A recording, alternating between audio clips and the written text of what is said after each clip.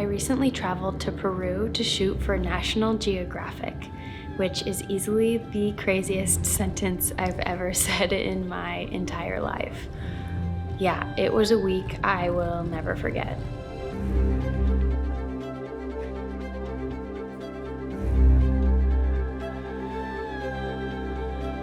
Over all those days, I came away with a ton of photos.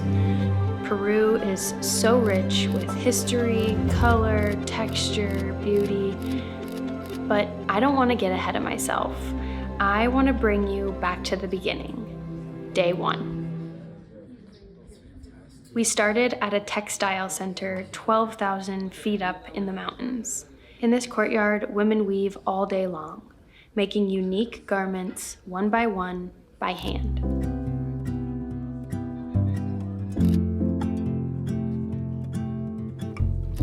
Some work alone, some work together, and some work alone together.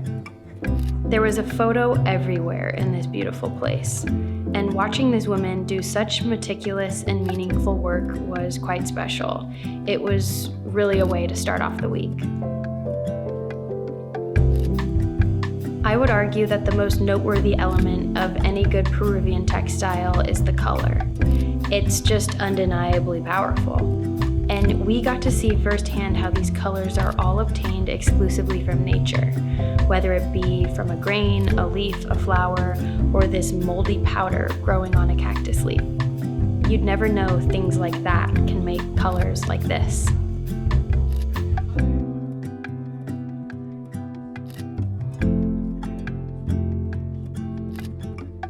Speaking of color, I want to talk about that because that may have been the most important thing in my head when considering what cameras and what gear to bring on this trip.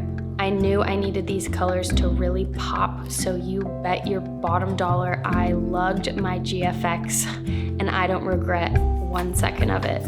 I also carried around an XH2S just as a second body and second focal length option.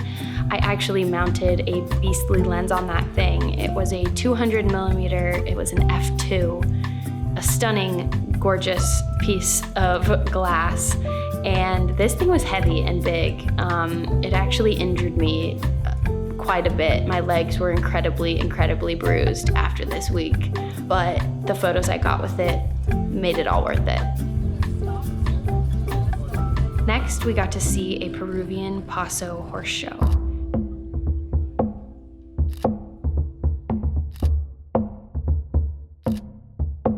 It's a story of friendship and love played out by 3 Peruvian horses, their riders, and this magnificent dancing queen.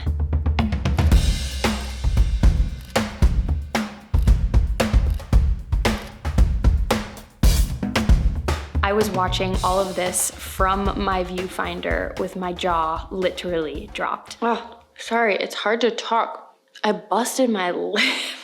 Oh, it looks way worse than it did this morning. Am I okay? Okay, we're gonna make it. We're gonna make it through. It's gonna be okay. This is a good time to just take a pause. Okay. So we're gonna take a break because now's as good a time as ever to say thank you to the sponsor of today's video, the lovely Trackler. Trickety track club. Now, I couldn't help but notice that recently all of y'all have been talking about the music in my videos. It seems like you're liking it. And while I'd love to really just pat myself on the back for that, I can't really take the credit, right? Because it's really these musicians who are making good music, okay? It's, let me tell you. Floated upstream and wind your way home to me. Baby, you're beautiful. I just remember when I found Junie on Track Club, I couldn't believe it was the first time I was hearing that voice. I run into songs like that on Track Club, and then I get to stream them now and sing them and hum them every day because the songs just are becoming permanently imprinted in my brain. because they're so good.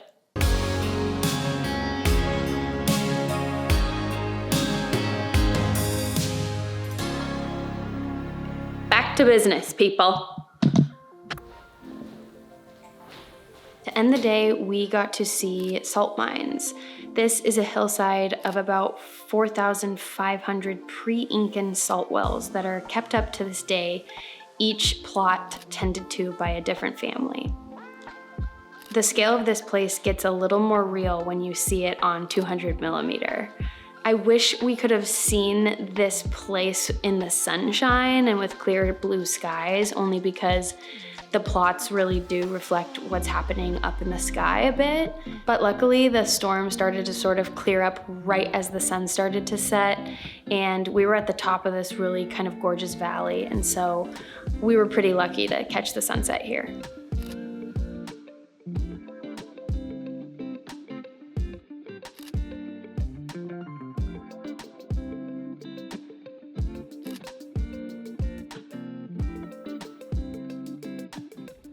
The next day we took a train to Aguascalientes, which is the town you actually get to Machu Picchu from.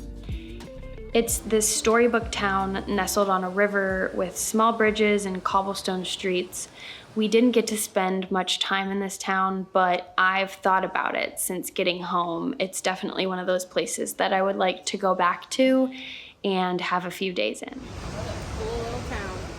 After a twisty-turny drive up this kind of wild road, we got to see Machu Picchu for the first time.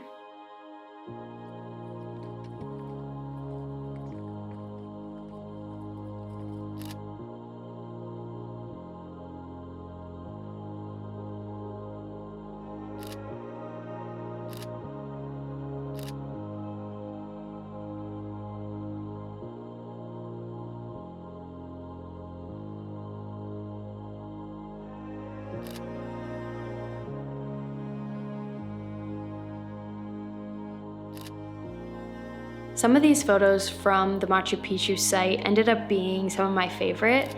I wasn't particularly expecting that, only because tourist sites can sometimes just be not that exciting after you've seen it so many times, but there was something about the colors this day and the way the GFX registered them and the light, and it wouldn't have been maybe my ideal time of day to go there and shoot, but it ended up being absolutely stunning. It was interesting to see when I posted these on Instagram how many people asked what film stock these were. A digital camera with really, really, really good dynamic range to sort of match the good dynamic range in film. That's where you can really start to emulate that look. The next morning, we got to see Machu Picchu again, but this time, actually, we hiked above it. We hiked a mountain called Llama Picchu. This hike is up this really thin spine, and it consists mainly of stairs, just straight stairs for quite some time. It's really, truly not for the faint of heart, but it was worth it, that's for sure.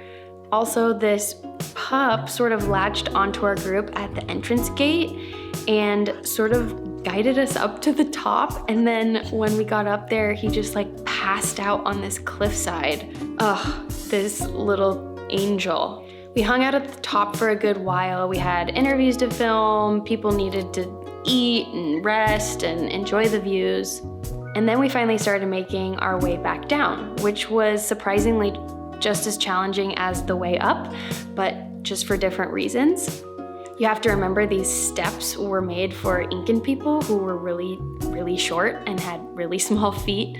So you're climbing down a really small staircase on the side of a mountain with like camera gear. I was getting a little bit of vertigo going down because you don't stop to like look up, and so I was starting to get like dizzy and lightheaded, and you're up at high altitude. I mean, it really is quite an experience. And then to just make it all the more interesting, you actually have to like crawl through this like black hole. Whoa. It looked like from afar. I was like, what are we walking into right now? This is crazy. What on earth?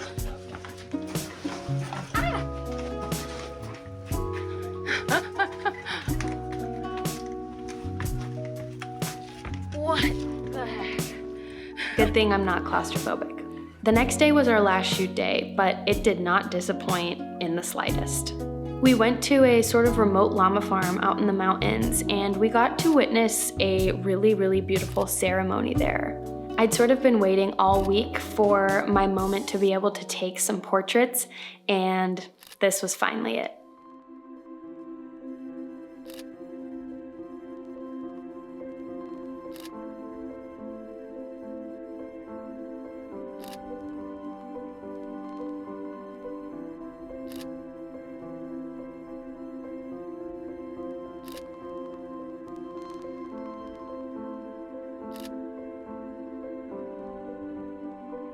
So this whole week, I was shooting amongst my team at Sunny 16. So we were filming, it was a full-blown like film set with crew and talent and everything. And one of the people we were with all week is actually a National Geographic photographer. This is Juan. So Juan, after this ceremony at the llama farm, sort of starts talking to the little boy in the ceremony, who we find out his name is James. I sort of catch this moment happening sort of off to the side. You know, the ceremony is sort of broken up, everyone's kind of going their own way. And I see Juan and James, and they sort of break away. And they have this like 10-minute period, this really sort of beautiful window of time where Juan actually let James hold his camera, and this is the first time James has ever held a camera in his whole entire life. The way these two sort of like broke the ice with a camera, I don't know. It was all really just so sweet and so special to see. Long live James. We shot one more location that afternoon, and then we were straight to the airport. This is a first, right? Yeah. Definitely never done this. And I also really hope it doesn't start raining. Same, like look at this. We had sort of a funny moment here where we're having to organize and clean and divide all of our gear. We're also downloading all of our footage and photos outside, just in the parking lot at the airport. And just like that, we were on our plane rides home and the week was over. I remember sort of getting home and sitting down and kind of being like, whoa, we just did that. Pretty cool. Baby, you're beautiful. Baby, you're beautiful. Yeah. Don't you take your smile away. Baby, you're beautiful. How do I tell you? I love that you're different. And the moment I know is when we laid under the moon. Look to the sky, 'cause there's a billion stars. They look the same, but you stay who you are. Done so much and you got far to go. Don't wait on the world to let you know. Baby, you're beautiful. Yeah. Baby, you're beautiful. Oh, oh. Don't you take your smile away. 'Cause baby, you're beautiful. You've got something special. I understand sometimes it's hard to see. Ooh, when the world is hanging on your shoulder, baby, can you trust me? Look to the sky, there's a billion stars, but none compared to who you are. Times get hard, you're